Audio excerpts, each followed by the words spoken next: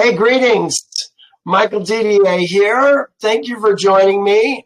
Last time we met, last week, we talked about Moses from birth to, somebody got sound going on that needs to be stopped. If you, please mute your mic. Probably Nora. Okay, yeah, you got it. Thank you.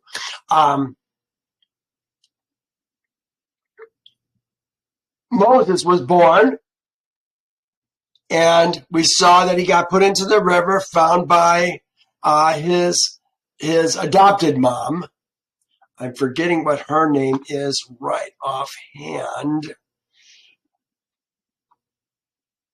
Child's mother, what was her name? Bathia, Bathia, Bathia, daughter of Pharaoh. At 3 years old, he took the crown off the king's head, Pharaoh's head. And it was Balaam ben Beor who tried to get him killed, but an angel of Yehovah did something with, he said, let's test the boy. And they put a hot coal out, and something else that was black. I forget what it was. But the angel made Moses pick up the hot coal and put it to his lips, and he burned his lips and he burned his tongue, and we speculated that that's why it says later on in Torah that he can't speak as well as Aaron can. So I think there was some damage done to his mouth at that point. Then he, at 18, which Torah never gives us ages. We have no idea how old this was when it happened. But in verse 12, he killed an Egyptian. And we found out that this Egyptian had tied up tied the Israelite man up, and then raped his wife in front of him. And now he was trying to kill the Israelite man the next day. And that's when Moses stepped in to protect the Israelite man. Well, Torah doesn't tell us anything about that. I sometimes had speculated that maybe Moses had decided, well, the time had come that we need to start killing the Egyptians. That's my old thinking. I didn't know. I didn't have Yasher to fall back on. Well, we found out that after he had killed this man, he tried to break up a fight between two other Israelites this time, and the word got out and got to the Pharaoh that Moses had killed an Egyptian. And so Moses was now fleeing Egypt, and we found in Yasher that an angel of Yehovah came and took on the image of the captain of the guard, took the captain of the guard's sword, and made the captain of the guard look like Moses, then whacked off Moses too's head, and he took the real Moses and brought him out of Egypt. That's kind of where we left last week. But here on verse 15, it says, when Pharaoh heard of this matter, he sought to kill Moses. It says, and Moses fled from the face of Pharaoh and dwelt in the land of Midian. Well, he did it. It says he sat down at a well. Well, part of it is right. He fled from the face of Moses, or from the face of Pharaoh, with the angel's help. The last thing we read in Yasher, which we're going to be in completely only in Yasher today, was this. It said, and the angel of Yehovah took hold of the right hand of Moses and brought him forth from Egypt and placed him from without the borders of Egypt. Last week I read 4 days journey. This was a distance of 40 days journey. Somehow he placed him outside the borders of Egypt, 40 days journey away. I think he was transported. Oh my goodness. Well, 40 days journey. Let me open this map. Actually, I've got it open. Here we are in Egypt. Here's Egypt. 40 days. No, yeah, 40 days journey. That's a long ways. Let me just do this. From Egypt to us. We're going to talk about us today. From Egypt to us, we're talking about 380 miles. You can do that easily in 40 days. That's too short. From Egypt down to Cush. Remember we had Cush down here? I showed you last week. This was Cush. Now, I don't know that this is Cush. This is what my map says. And it kind of makes a little bit of sense because Cush had a son named Seba, and he had a grandson named Sherba. Seva and Sherva. Son, grandson. Here's Cush, son of Ham. It would make sense that, Mitzrayim, Canaan, Ham, Put, were all sons of Ham. So that Cush would kind of be with Canaan and Mitzrayim and Cush.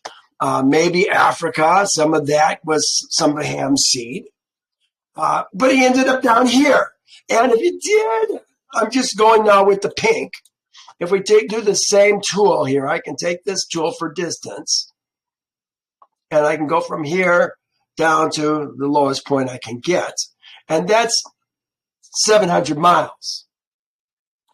But if I do the same thing from that spot, 700 miles, to say down here where it seems like likely place for me, maybe the two rivers splitting might be a spot. Here's another spot, but that's another 300 miles. So there's 1,000 miles. 1,000 miles, 40 days journey away. That could be. I can make sense of that. But there's going to be other things that are going to come up today that are going to make me question whether or not this is really the Cush that he's going to. Cush is somewhere. I don't know for sure where Cush is. This seems like maybe it's a likely spot. That's all I can say. So let's pick up today with Moses now 40 days journey and what is taking place. We're going to pick this up at 72. It says this, and it was in those days that there was a great war between Cush's seed and the east seed and Abram. And they rebelled against the king of Cush in whose hands they were. Now let's help us to understand who the characters are. We have the east seed and we have Amram. Here's a note I put together. It says the sons of Ham were Cush, Mitzrayim, Put, and Canaan. The sons of Cush were Seba. There's Seba, Havilah, Sabta, Ramah, and Septakah. And the sons of Ra'amah, there's the grandson, Sheva. Remember I said Seva and Sheva were the two that we saw down at the bottom. Cush began Nimrod. That's Cush. This is where Moses is going right now. Now we have Abraham again took a wife. Her name was Keturah. She had half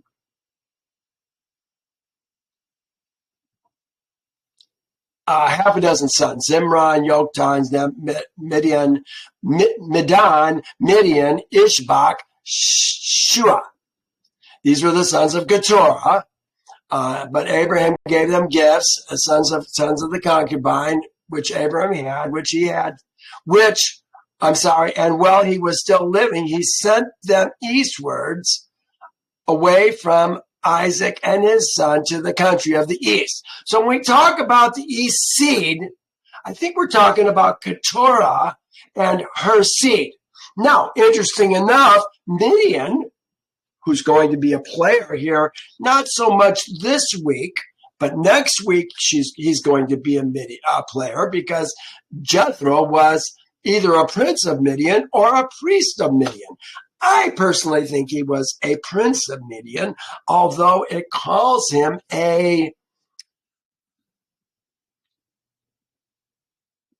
what is the word? It's going to come up. The word that we use for priest. It's going to come up for him. Was he a priest? I don't know that he was. Remember, we already saw that Raul was one of the ministers, one of the wise men before Pharaoh, who said, let Israel go. And when he wouldn't let him go, he got kicked out. Remember that? We saw that. That was last week too. And he took the rod of Moses with him. We'll talk about that. Well, then we have Amram. Who's Amram? Sons of Shem. I'm still looking at this little square. The sons of Shem were Elam, Yasher, Arphaxad, Lud, and Aram. The sons of Aram were Uz. Uz is in that general vicinity. Here, let me pull up my map again. Here is my map.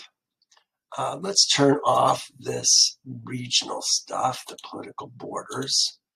And we're going to zoom into this portion of the world. There's Dedan. Dedan was another grandson of Cush. But here's the land of Uz and Midian. Let me just zoom in a bit. Let's try 30. Yeah, here's the land of Uz. Now, keep in mind, down here, this is Mount Sinai. This is Midian. This is where Jethro was at. So, if we're going to the children of the east and to Aram, I tend to think that the children of the east are down kind of where Midian is at. Could that be that Tema and Dedan? Dedan, we just saw Dedan was Cush's seed. I have to think it's in this area that the children of the east are, because when we go, we're going to go fight with, was it today? Yeah, today we're going to fight with the children of the east, and then we're going to fight with us, Aram.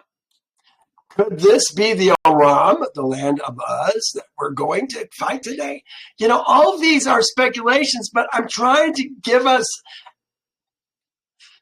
an idea of where these places are at, because it helps us to think and understand how the flow is going. You follow what I'm saying? So that said, let's continue reading. We know kind of the characters now.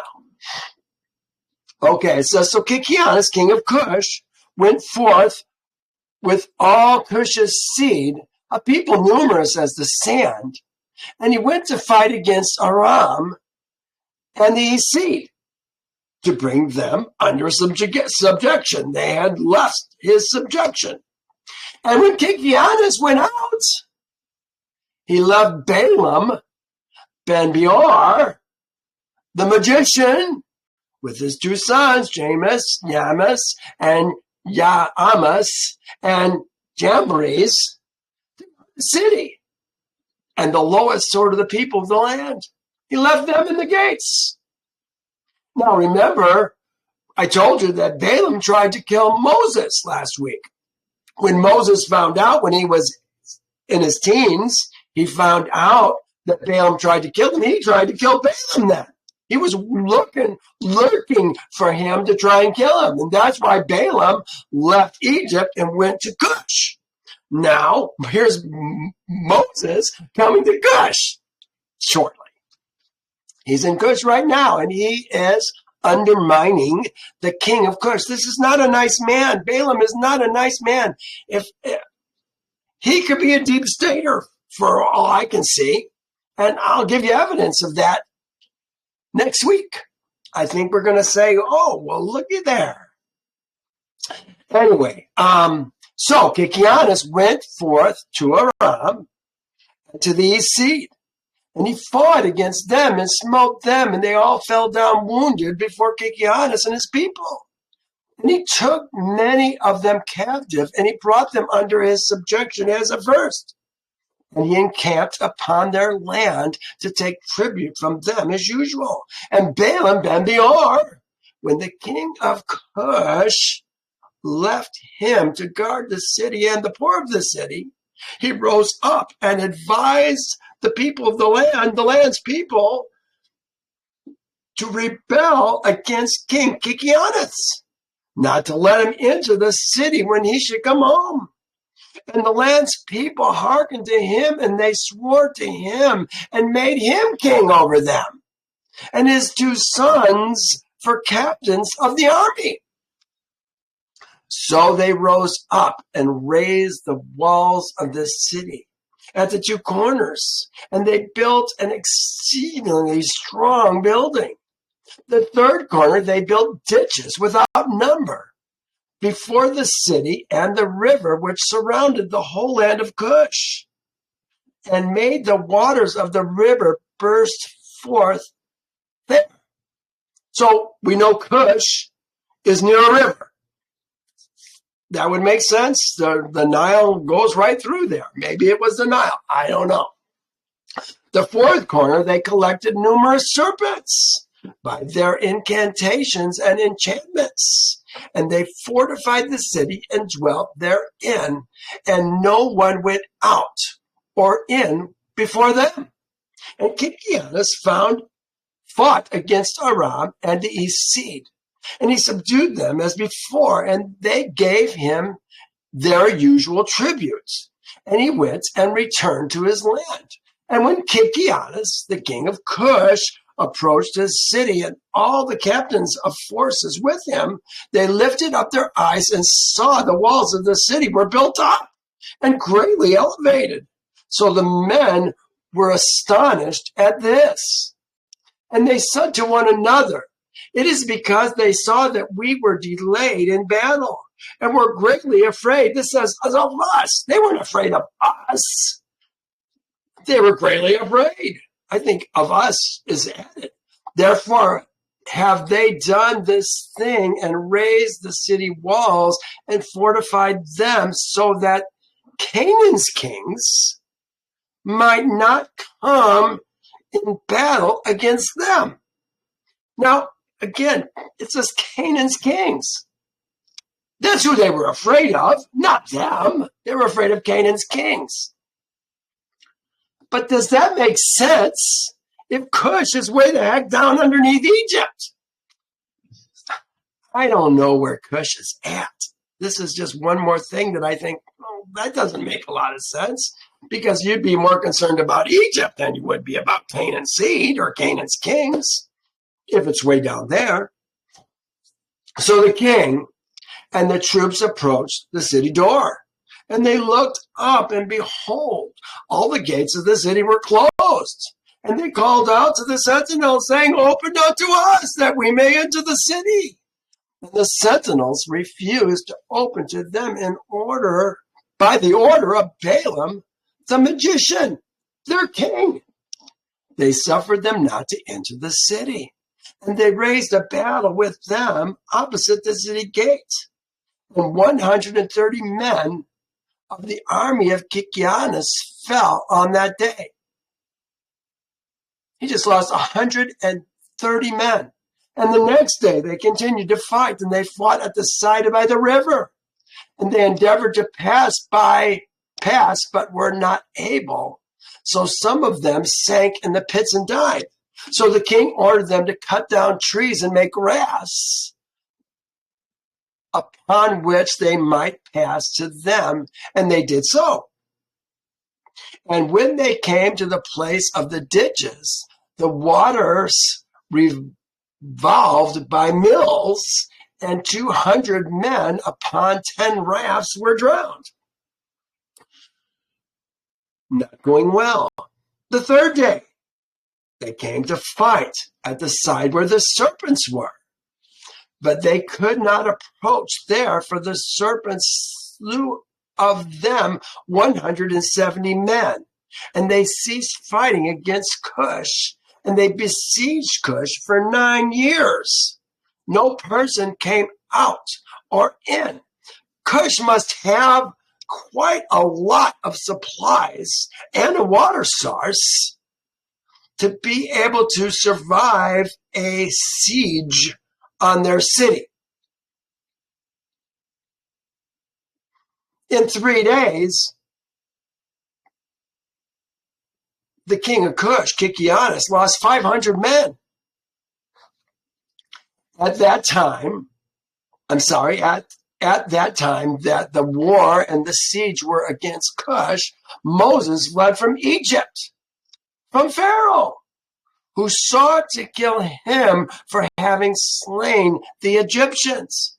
This is the first place that Moses is at. It makes sense that that could be 40 days' journey to me, in my mind, my little mind. But again, there's some things that don't add up. Moses was 18 years old when he fled from Egypt, from the presence of Pharaoh. And he fled and escaped to the camp of Kikianus, which at that time was besieging Cush. Moses was 9 years in the camp of Kikianus, king of Cush, all the time that they were besieging Cush. And Moses went out and came in with them. And the king and the princes and all the fighting men loved Moses, for he was great and worthy. His stature was like a noble lion. His face was like the sun, and his strength was like that of a lion. And he was counselor to the king.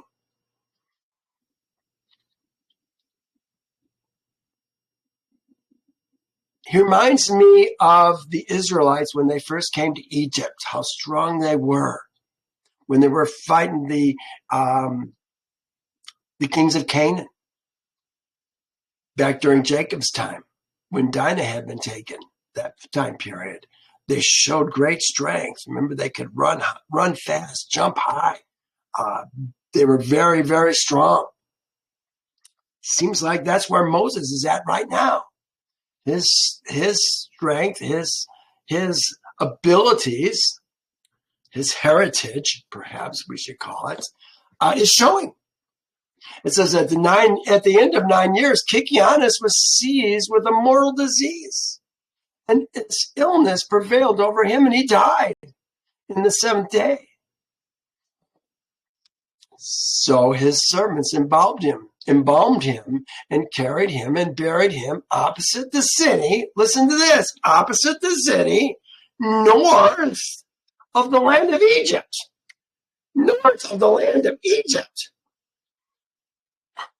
How does that work? Could it be opposite the city south of the land of Egypt? What's north of Egypt? Water. Again, where is Cush? Cush is a very important place. We're going to see today Moses is going to be the king of Cush for 40 years. But where is it? And they built over him an elegant, strong, and high building, and they placed great stones below. And the king's scribes engraved upon those stones all the might of their king Kikianus, and all his battles which he fought. Behold, they are written there at this day. Now, after the death of Kikianus, king of Cush, it grieved his men and troops greatly on account of the war. So they said to one another, give counsel what we are to do at this time, as we have resided in the wilderness 9 years away from our homes. Think of it. These men went off to war. Their wives, their children, they're in the city, being taken advantage of by these wicked people that are in the city, the lowlife of the city. If we say we will fight against the city, many of us will fall wounded or killed. And we will remain here in the and if we remain here in the siege, we shall also die. They don't want to die away from their families. For now, all the kings of Aram and the kings and the east seed will hear that our king is dead, and they will attack us suddenly in a hostile manner. And they will fight against us and leave no remnant of us. Now, therefore, let us go and make a king over us. And let us remain in the siege until the city is delivered up to us. And they wished to choose on that day a man for a king from the army of Kikianus. And they found no object of their choice like Moses to reign over them. And they hastened and stripped each man his garments and cast them to the ground. And they made a great heap and placed Moses on them. Was this symbolic of putting themselves under Moses, saying that we were going to serve you by putting their clothes there and have him step on top of the clothes? It may have been symbolic of how they're making a king. And they rose up and blew with trumpets and called out before him and said, "May the king live! May the king live!" And all the people and nobles swore unto him to give him a woman, Adonia the queen, the Cushite, Kikianus' woman. And they made Moses king over them on that day.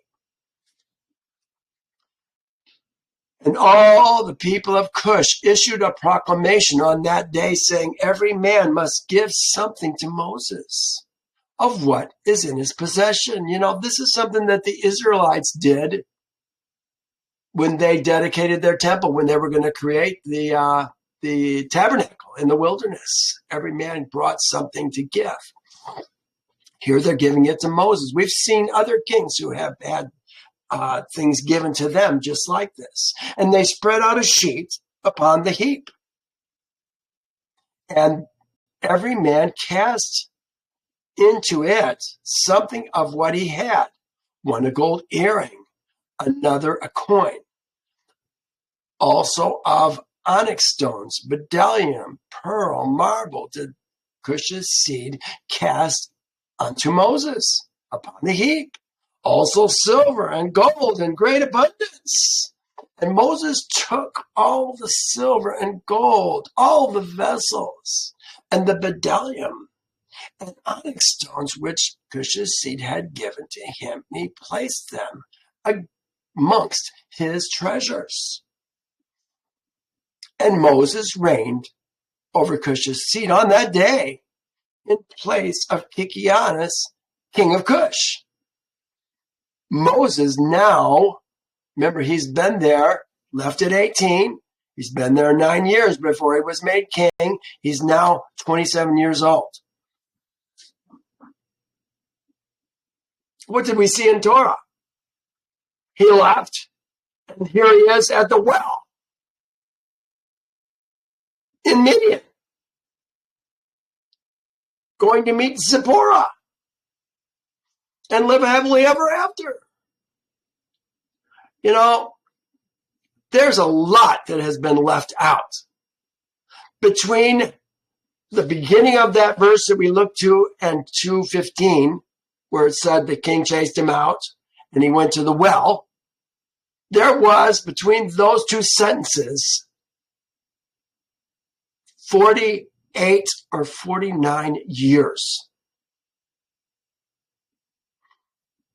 And he still isn't going to become a husband to Zipporah for another 10 years. That's almost 60 years. 58.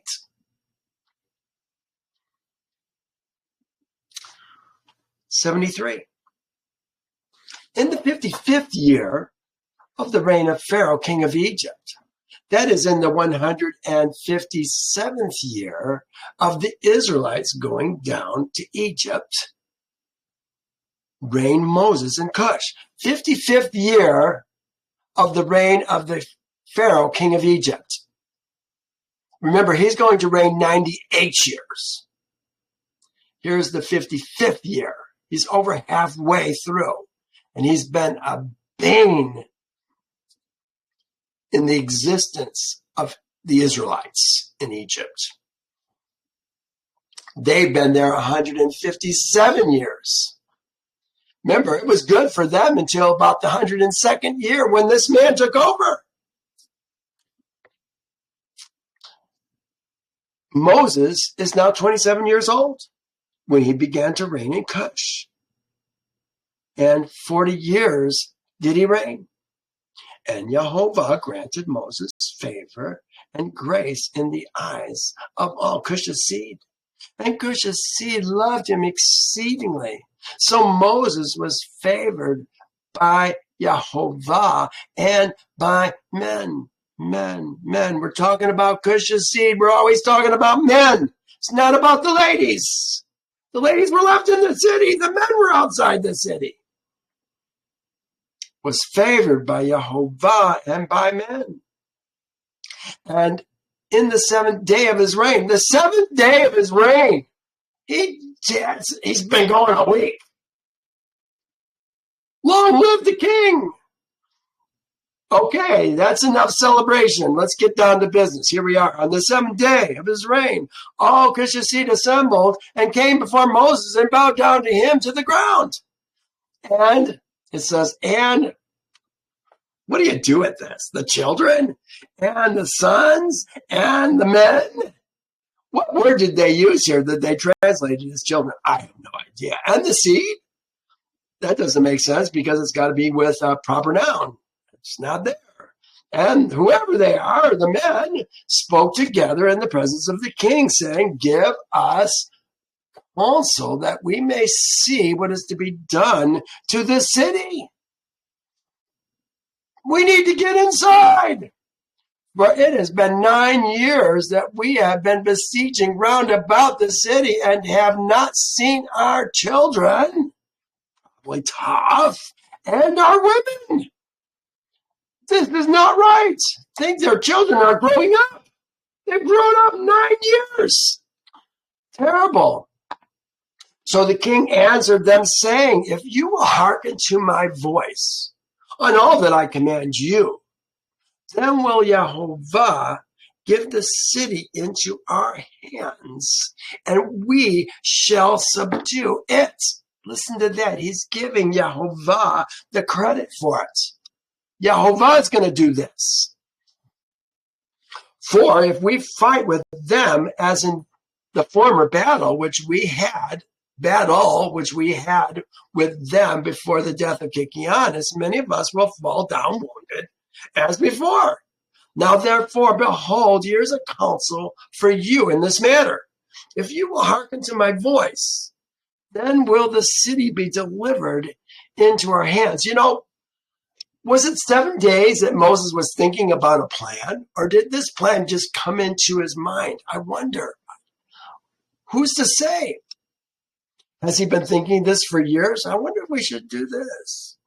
And all the forces answered the king, saying, all that our master shall command, that will we do. And Moses said unto them, pass through and proclaim a voice in the whole camp unto all the people, saying, thus says the king, go into the forest and bring with you of the young ones of the stork, each man a young one in his hand.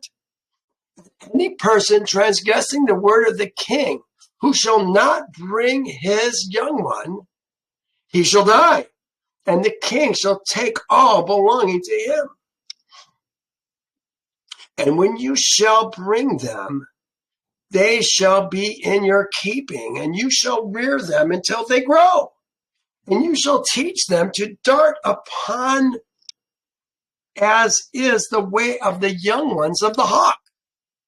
You know, are these storks or are these herons, maybe. I could see a heron diving. I don't know. What a stork does. So all Cush's seed heard the words of Moses, and they rose up and caused a proclamation to be issued throughout the camp, saying, "Unto you, all Cush's seed, the king's order is that you go all together. Y'all go together to the forest." See, it was in the south. "And catch there a young stork, each man his young one in his hand, and you shall bring them home. And any person violating the order of the king shall die, and the king will take all that belongs to him." And all the people did so. And they went out to the wood, and they climbed the fir trees and caught each man a young one in his hand, and all the young of the storks. And they brought them into the desert and reared them by order of the king. And they taught them to dart upon, similar to the young hawks. You know, they nested in trees. Do storks nest in trees? I know herons nest in trees. I don't know about storks. And after the young storks were reared, the king ordered them to be hungered for 3 days. This is happening pretty fast. Think of it. They have been besieging the city for 9 years. How many days? They did nothing. Now they got a new king. 7 days later, he's got a plan. And now the time that it takes for a bird to grow from one size to another size, well, how could that be? Could it be 6 months? 3 months? After the young storks were reared, the king ordered them to be hungered for 3 days. And all the people did so. And on the 3rd day, the king said unto them, "Strengthen yourselves and become valiant men, and put on each man his armor, and gird his sword upon him, and ride each man his horse, and take each his young stork in his hand. And we will rise up and fight against the city at the place where the serpents are." Remember, those were the serpents that they put there by magic. And all the people did as the king had ordered. Remember, this is Balaam and his sons who did this. The same Balaam, well, we're going to see. I'm not going to spoil the story. Let me continue reading. "And they took each man his young one in his hand, and they went away. And when they came to the place of the serpents, the king said to them, Send forth each man his young stork upon the serpents. And they sent forth each man his young stork at the king's order. The young storks ran upon the serpents, and they devoured them all and destroyed them out of that place. Remember, they had lost over 100 men before, maybe 130, 170, I forget what it was. And when the king and the people had seen all the serpents were destroyed in that place, all the people set up a great shout, and they approached and fought against the city and took it and subdued it. Then they entered the city, and there died on that day 1,100 men of the people of the city's people, all the inhabitants of the city. But of the people besieging, not one died. This is what happens when we fight the way Yehovah tells us to fight. Moses knew the ways.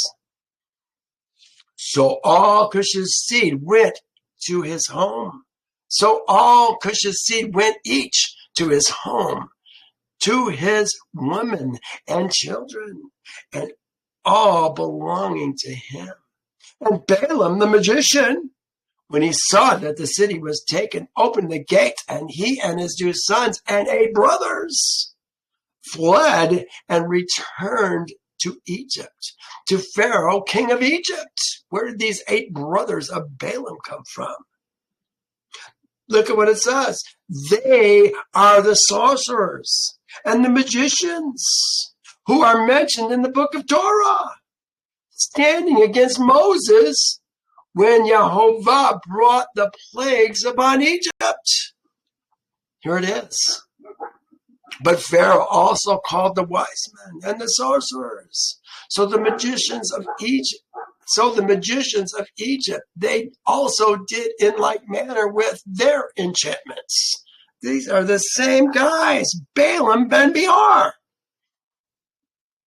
What a thorn in the seed he has been to Israel, to Moses, and to the reign of Yehovah on the earth.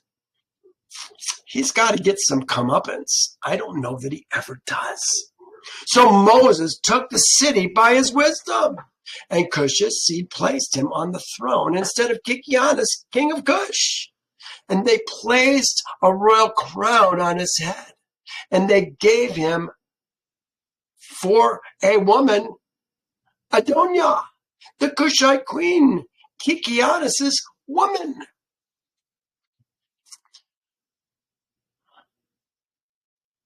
Sounds like a Jezebel, descendant of Ham. She's a Cush. She's a Cushite.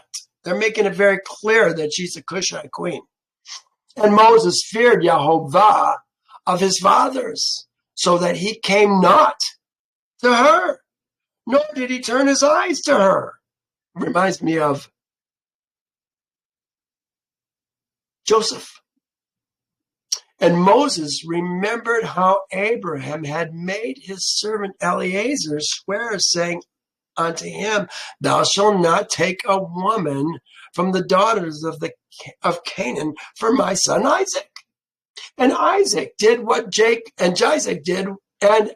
Isaac did when Jacob had fled from his brother, when he commanded him, saying, Thou shalt not take a woman from the daughters of Canaan, nor make alliance with any of Ham's seed. These are Ham's seed, the Cushites.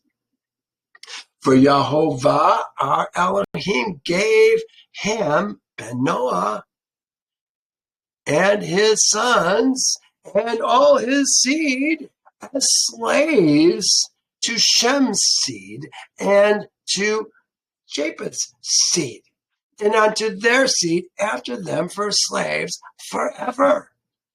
Ooh, we saw this early on in Yasher, when Ham looks like he came to his mother, showed his father's nakedness, it said. We don't know if he took and had sex with his dad or had sex with his mother. I think it was his mother. But Torah says he cursed Canaan. Well, Yasher made it very clear that it wasn't Canaan that got cursed. It was all of Ham's seed who got cursed, and that they were become servants to Shem's seed and Japheth's seed.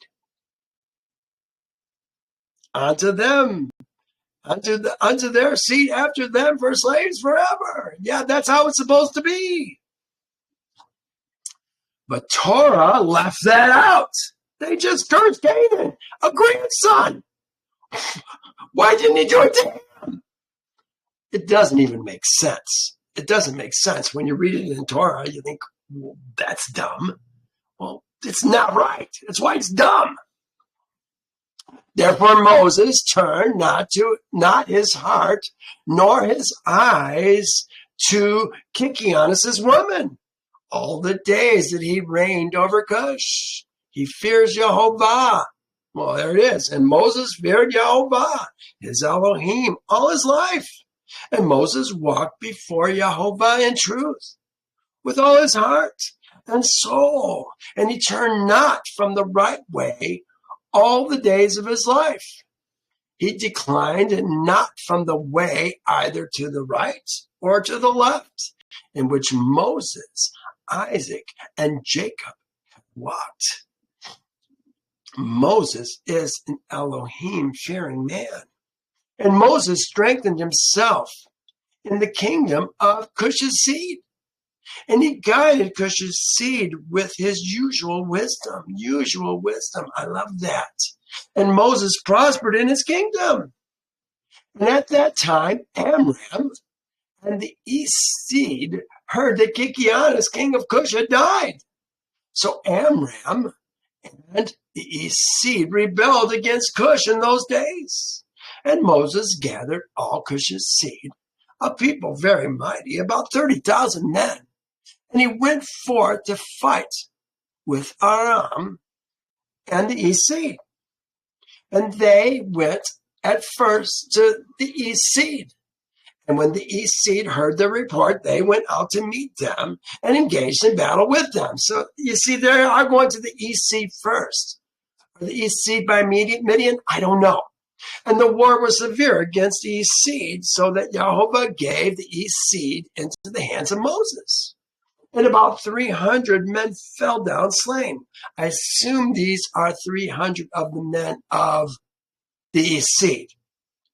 And all the east seed turned back and retreated.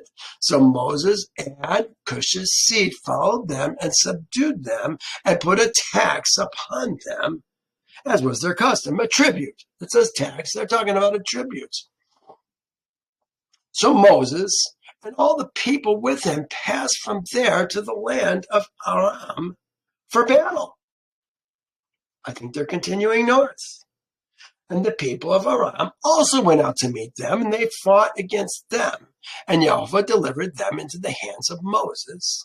And many of the men of Aram fell down wounded.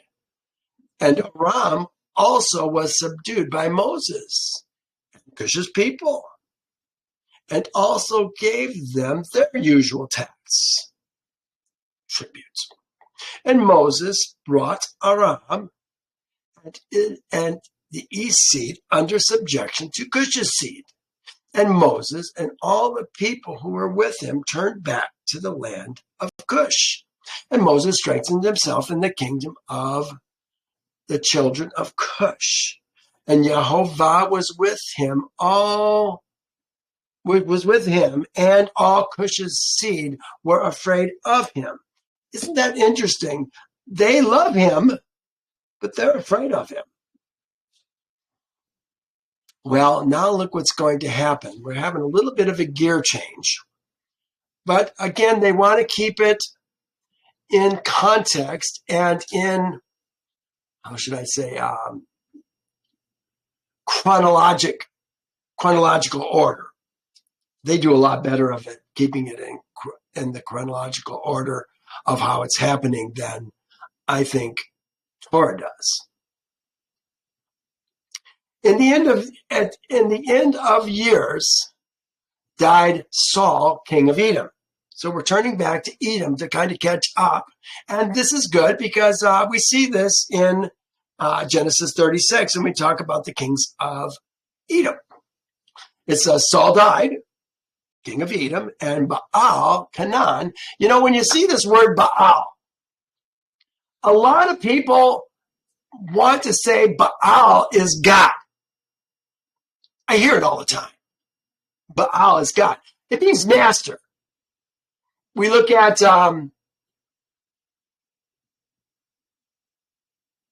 Proverbs 31, talking about man is Baaled by, a woman is Baaled by her man. They don't call him a husband. He's a Baal. We saw recently about a woman being Baaled by a Baal. Once being used as a verb and another being used as a noun, being mastered by a master.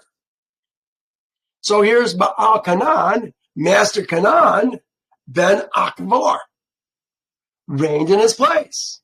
In the 16th year of the reign of Moses, this is the 16th year that Moses is reigning. They're just letting us know where we're at in the course of time. They measure it in the reigning of Moses, the age of Moses, and how long we've been in Egypt. And sometimes the reign of the Pharaoh, sometimes the reign of King of Edom. In the 16th year of the reign of Moses, what do we have here? Moses would then be 27. He became king. 16 years later, he's now 43 years old.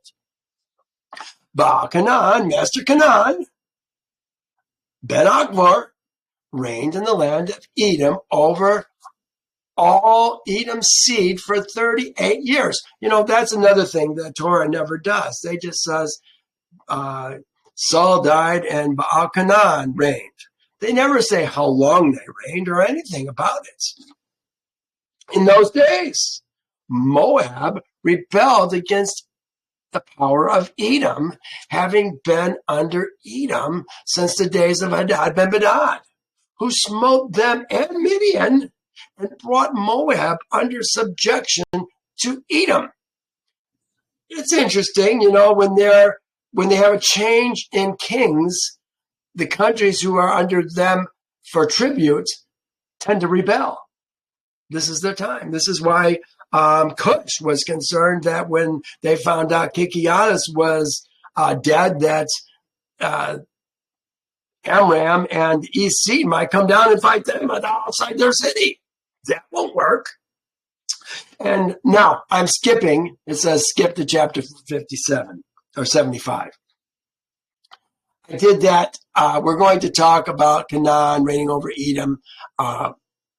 We withdrew their alliance from Adon, getting that back. Then we're going to talk about the king of Angias, king of Africa, is dying. His son's going to reign, and more going on with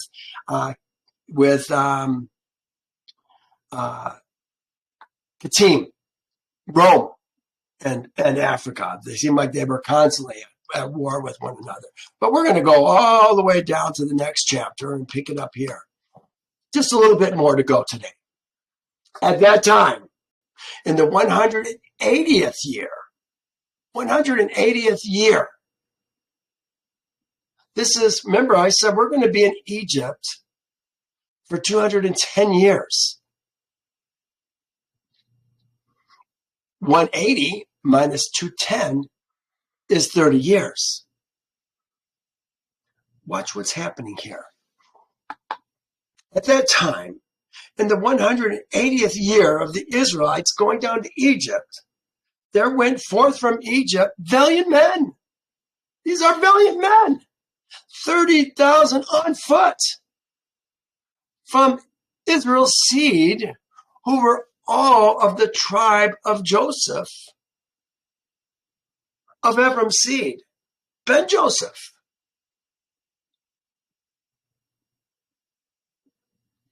These are Ephraimites, leaving Egypt 30 years before Moses is going to bring Israel out of Egypt. They're going directly towards Canaan. These are men of faith. These are men who felt strongly that they understood the scriptures.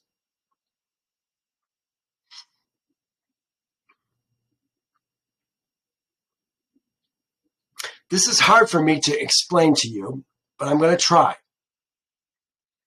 Here it says, looks like they were going on their own strength. And yeah, we're going to see that they're doing this on their own strength. It's going to say it multiple times as we read through the next few sentences. This was indeed 400 years according to what Yehovah told Abraham, but they started at the wrong time. 30 years too early. They started when Abraham was 70 and not when Isaac was born and Abraham was 100. They would have worked out perfectly otherwise. But they had their time off.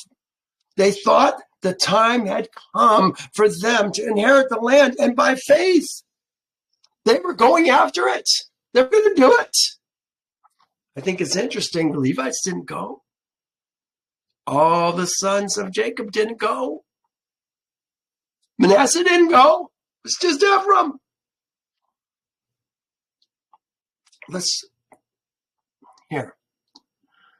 Here's what they read. And I think they read it wrong. Then he said to Abraham, I'm reading right here, you guys. Then he said to Abraham that your seed will be strangers in a land that is not theirs, and will serve them, and they will afflict them 400 years. And also the nations whom they serve, I will judge afterwards, that they shall come out with great possessions. They thought the 400 years had started, but they were wrong. It said, I think here's how they read it. Know certainly that you, not your seed, that you will be strangers in a land that is not theirs. And you will serve them, and they will afflict them 400 years. So remember, this was said to Moses, but it didn't say Moses, it said Moses' seed. Moses' seed is not going to be born until 30 years later when Isaac is born. This is about Isaac. It's about his seed. And his seed. Let me show you. I've got this together. And really, you should take a picture of this. You want to understand the 430 years, the 400 years, the 210 years that we were in Egypt, actually, not 430 years. No, the 430 years goes all the way down to Abraham when he was 70 years old. In Haran was when Yehovah gave him the promise. So when we backtrack from the 15th day down here, this means that Abram received the prophecy on the 15th day of the first month, Passover, 430 years earlier. Where was he 430 years earlier? Well, I can demonstrate to you that he was in Haran, when Yehovah first spoke to him. You remember, he went to Haran. He was in Haran for 4 or 5 years. He went back, then left again. And that's where we pick up in Genesis. So if you're going to use Torah to try to figure out the 430 years, you ain't going to do it. You're going to be 5 years short every time. I know, because I was 5 years short for years. Until I read Yasher and I said, there's the 5 years. And it all came together. But if you take 210, which we were in Egypt, if you take the 130 years that Jacob lived, if you take the 60 years that Isaac was, Jacob was born. How did that go? You'll have to figure it out. Afterwards, his brother came out, and his hand took hold of Esau's heel. So his name was Jacob. Isaac was 60 years old when she bore him. So, yeah, here's 60 years old. Isaac was born when Abraham was 100 years old. Jacob was born when Isaac was 60 years old. And when he came to Egypt, he was 130 years old. We were in Egypt for 210 years, and that is 400 years. Then we still got the extra 30 years from Moses being 70 to Moses being 100 when Isaac is born. There's the 430 years. But you won't find it. You know, it's all about line upon line, precept upon precept, here a little, there a little. Copy this down. Look it up. I've got the documentation. You can look up every verse. You're going to need Yasher. Go to my blog. Search for the book of Yasher. You can get these notes. My notes, the notes that we're looking at right here, they're there. You can copy them. You can open it up and have exactly the same thing I'm looking at right now. These are updated every time I update it. Okay, so here's Ephraim's seed leaving, for they said the period was complete, which Yehovah had appointed for Israel's seed in times of old, which he had spoken to Abraham. There it is, spoken to Abraham. But he didn't say you, he said your seed. And these men girded themselves. They put each man his sword,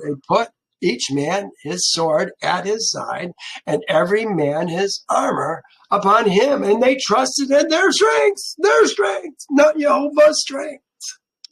And they went out together from Egypt with a mighty hand.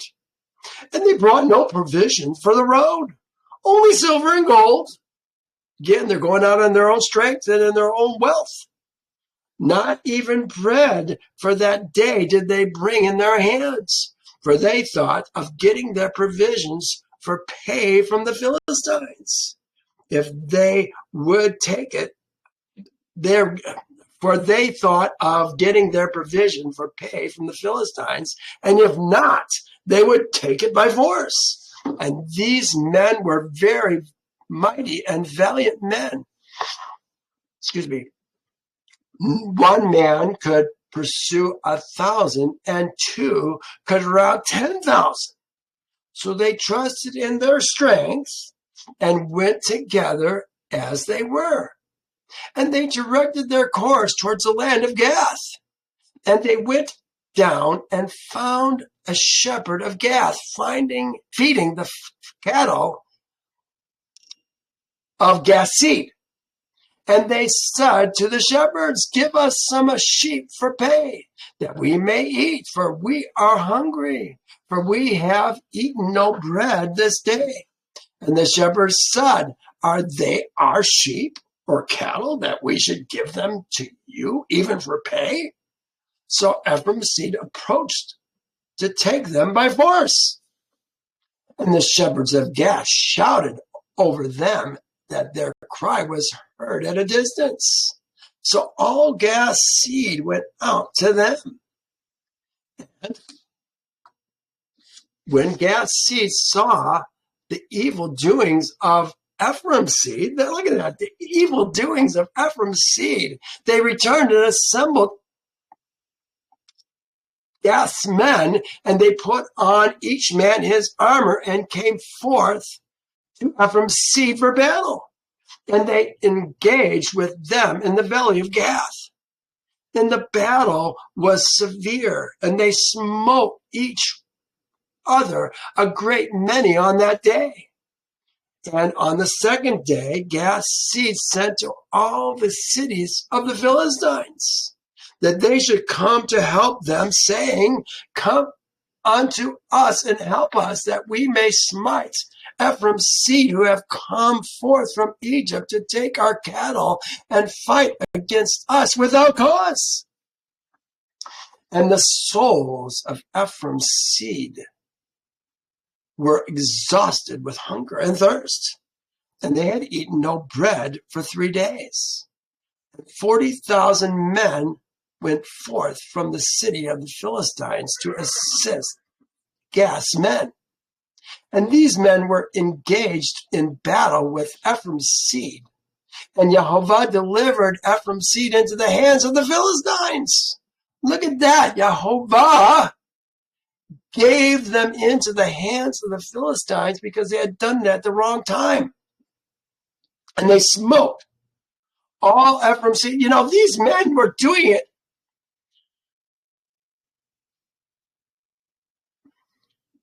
not rebelliously. I think they were doing it, thinking that Yehovah had given them the time, that the time had come for them to take the land. They were acting, in a sense, by faith. But the time was wrong. And you know what? You can have all the faith you want and believe that you're right and be wrong.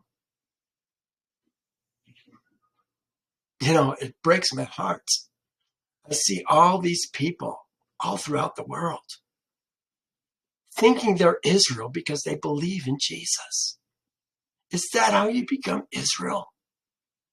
Or do you become Israel by leaving the kingdom of your birth, coming under Yehovah's jurisdiction, keeping his statutes, judgments, and ordinances, and at Passover, getting circumcised and becoming an Ezra man? That's how we become Israel. It doesn't matter that you think you're right and that you're doing it from a sincere heart. You're wrong. And all you're doing is creating a problem for yourself because you're ignorant of Yahweh's word.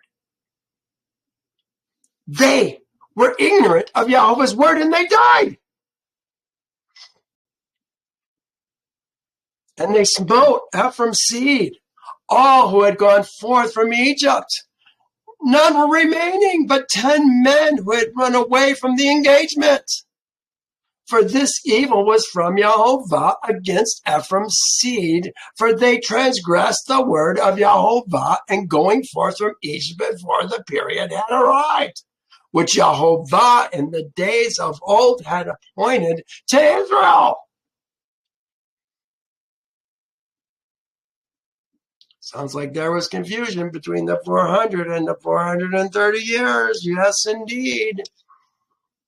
And the Philistines also there fell a great many, about 20,000 men. Well, they had 30,000 men of the Ephraimites that died, 20,000 of the Gas men, the Philistines, and their brother carried them and buried them in their cities. And the slain of Ephraim's seed remained forsaken in the valley of Gath for many days and years, and were not brought to burial, and the valley was filled with men's bones. Is this the valley of dry bones? Kind of thought maybe it was, but I think it's a portion of the men that Yehovah is going to raise up in the last days. Remember, a woman is bone of your bone, flesh of your flesh. If she's your woman, she's you. And I think it's interesting that they talk about the valley of dry bones. They talk about the bones coming together with bones, flesh and sinew coming together. Is there going to be a resurrection for the ladies as well, who were married to Ezra men? I think so. And I think that's what Ezekiel 37 is all about. Not just these bones, but all the men who have died in past ages. He says, what is the verse I'm trying to think of? I got to pull it out. Psalms 50, verse 5. Let me go there. I know the verse, but I don't remember what it says. I mean, I know what it says.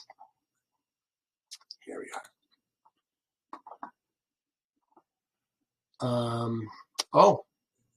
It's not 50, verse 5. Where is it?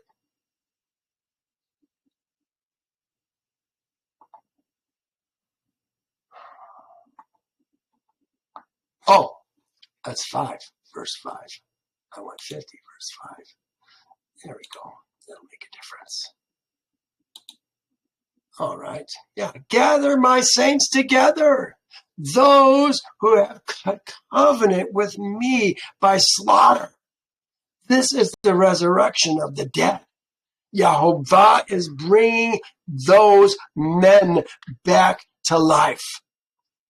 Bone to bone, flesh to flesh. And he's going to breathe his spirit, is what 37 says, into them, and they shall live. Ooh, it's going to be amazing. This is going to happen someday. Let's continue. And all the men who had escaped from the battle came to Egypt and told Israel's seed all that had befallen them and their father Abram. mourned over them for many days, and his brethren came to console him. Did you hear that? Abram is still alive. Oh my goodness. What did we just see? 180 years. In the 180th year, I think is where we're at right now. Abram is still alive. Talk about living a long life. Remember, most of the sons, Jacob's seed, remember, Ephraim and Manasseh were adopted to Jacob as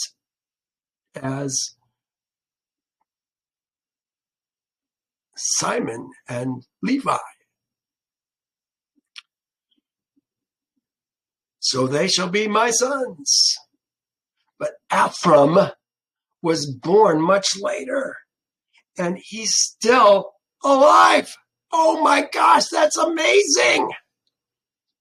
And their father Abram mourned over them for many days, and his brethren came to console him. And he came to his woman, and she bore a son. He's going to have a son.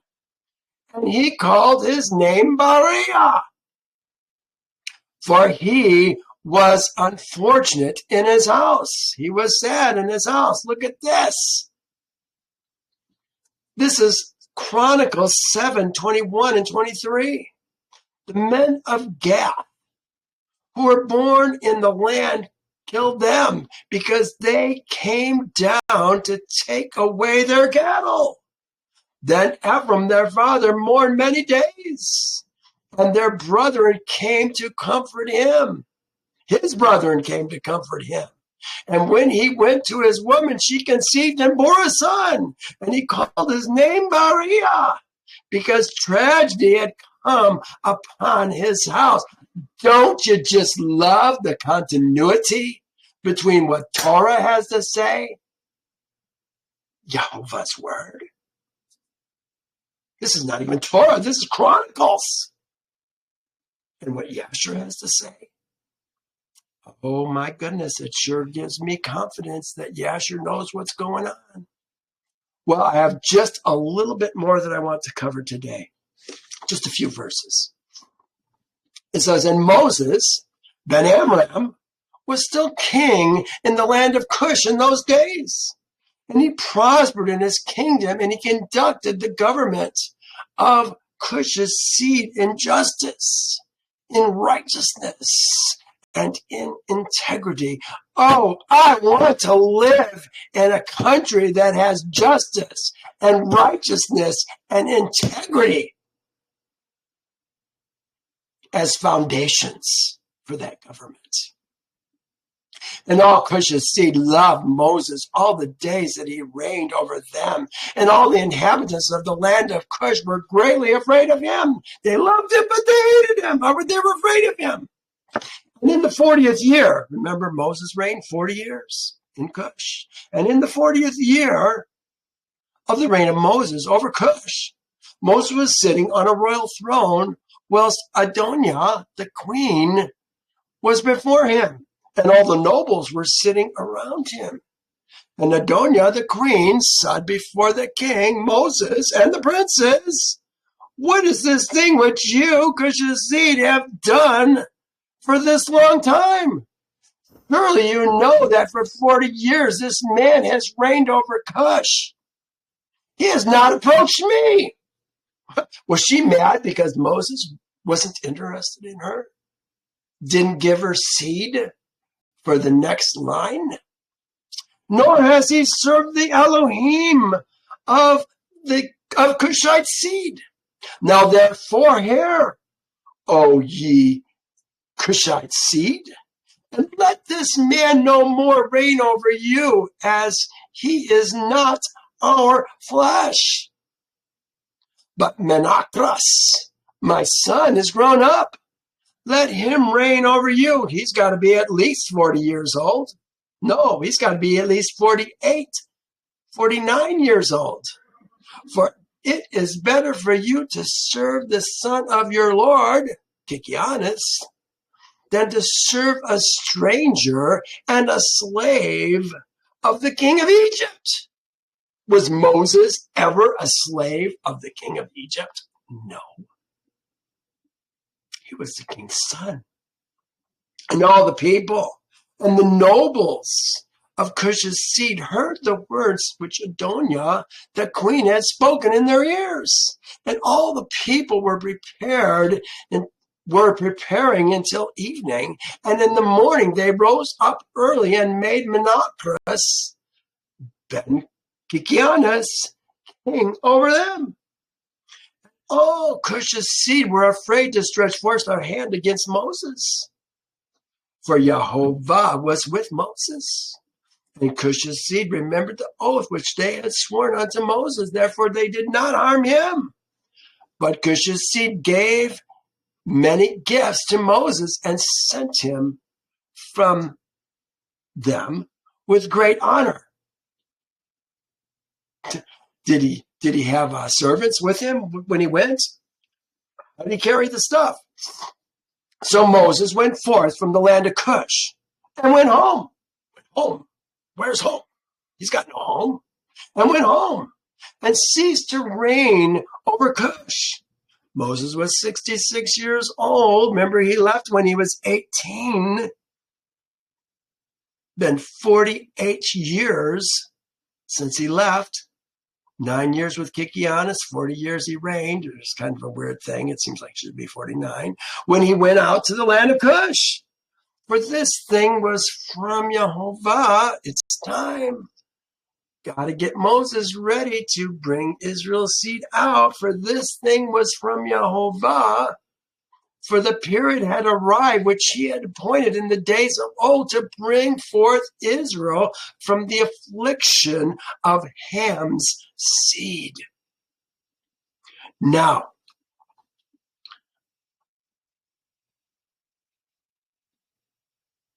still 14 years away.